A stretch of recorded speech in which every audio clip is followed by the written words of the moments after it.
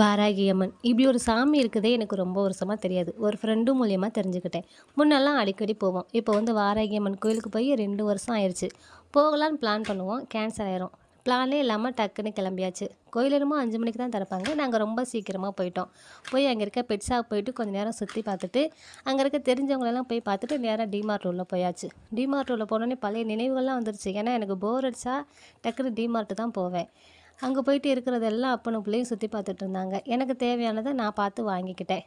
வெறும் ரூ. 74 தான் செப்பல். பார்த்தோன்னே ரொம்ப பிடிச்சிருந்தது. சரி ஓகேன்னு சொல்லி அதையும் தூக்கி ட்ராலிக்குள்ளே போட்டாச்சு. ராகேஷனவும் அங்கே இருக்கிற பொம்மையை பூரா குழந்தைக்கு எடுத்து காமிச்சிட்டே இருக்கான். அவனுக்கு விவரம் தெரியாது. விவரம் தெரிஞ்சிச்சு இருக்கிறது பூரா அவன் உட்காந்துருக்க அந்த டேலிக்குள்ளே தான் இருக்கும். அப்படி இருந்தாலும் அங்கே இருக்கிற தேவையில்லாத திங்ஸ் எல்லாம் அள்ளி உள்ளே போட்டுக்கிட்டு இருந்தான். சரி பூஜை திங்ஸ் வாங்கலாம் அப்படின்னு சொல்லிட்டு அந்த பக்கம் போய் பார்த்தோம். எல்லாமே குட்டி குட்டியாக அழகழகாக இருந்தது. அதில் எனக்கு பிடிச்ச 1 2 மட்டும் வாங்கிக்கிட்டு யோகனுக்கு அந்த இடம் ரொம்ப பிடிச்சிருந்தது. ரொம்ப புதுசாக ஃபீல் பண்ணான். இனிமேல் அடிக்கடி கூட்டிகிட்டு போகணும். மந்த்லி ஒன்ஸாவது கூட்டிகிட்டு போகணும். 5க்கு மேலே ஆயிடுச்சு. சரி வாங்க கோயிலுக்கு போகலான்னு பார்த்தா உள்ளே வந்து வீடியோ எதுவும் எடுக்க அலோவ் பண்ணலை. அதனால் கோயிலுக்கு வெளியில் மட்டும் வீடியோ எடுத்திருக்கேன். போன வருஷம் வந்து கோயிலுக்குள்ளே அழகாக வீடியோ எடுத்திருந்தேன். வேலை நடந்துட்டு இருந்துச்சு. இப்போ வந்து நல்லா சூப்பராக கட்டியிருக்காங்க.